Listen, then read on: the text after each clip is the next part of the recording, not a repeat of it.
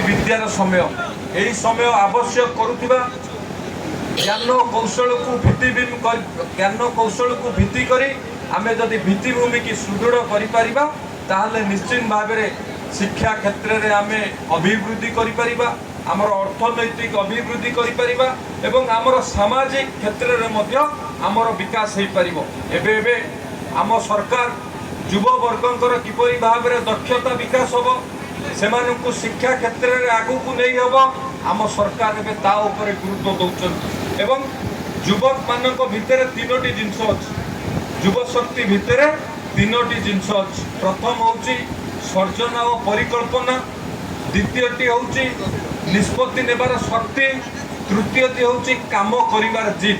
ये 18 रु 25 वर्ष भितर युव शक्ति भितर ये तीनोटी जिनस थाए।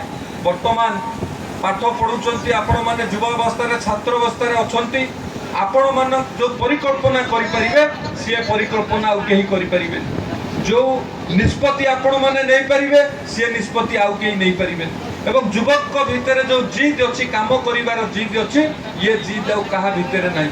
स्वामी विवेकानंद गोटे कथा कहिथिले मते 100 युवक दियो मु भारत को बदलई देबी। 100 युवक दियो एथि पई कहिथिले युवक मानक भितर आत्मविश्वास अच्छी युवक माने समस्त शक्ति रे परिपूर्ण तेणु 100 युवक देले स्वामी विवेकानंद भारत वर्ष को परिवर्तन करदेवे एक कथा कहिथिले। एवं आम ओडिशा होची युव शक्ति रे ओडिशा रे 1/3 होचंती युव शक्ति। आम युव शक्ति को जदि आमे दक्ष करि परिबा आम युव शक्ति को जदि आमे उचित मार्ग रे नै परिबा ताहाले निश्चित भाव रे ओडिशा आगु को जाई परिबो। माननीय मुख्यमंत्री समृद्ध ओडिशा गठन करबा पई लक्ष्य रखिछन।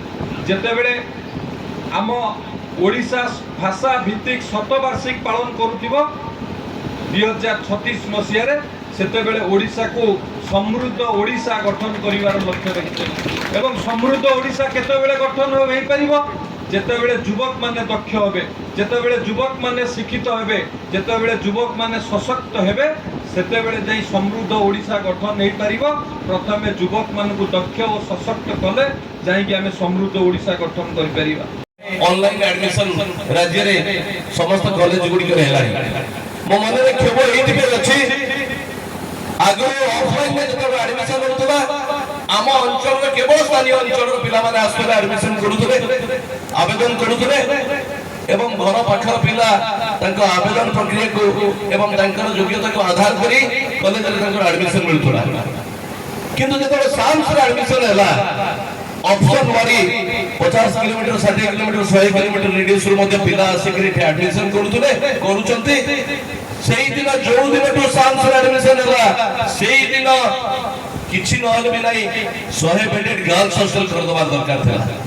हमें बहुत पछरे चली छे आम पिला माने दूर आसुते आज भी मु कहबी छतिया कॉलेज रे 50 किलोमीटर रेडियस रो बहुत दूर पिला माने जियो माने आसी के एडमिशन करूथबे कोठी मेस करूथबे कोठी बंधु बांधव पिला के घरे रहउथबे माने कोठी संग साथी हेकरी परीक्षा समय रे आसी एकाठी होथबे एवं परीक्षा समय रे रहउथबे परीक्षा दे के फेरुथबे।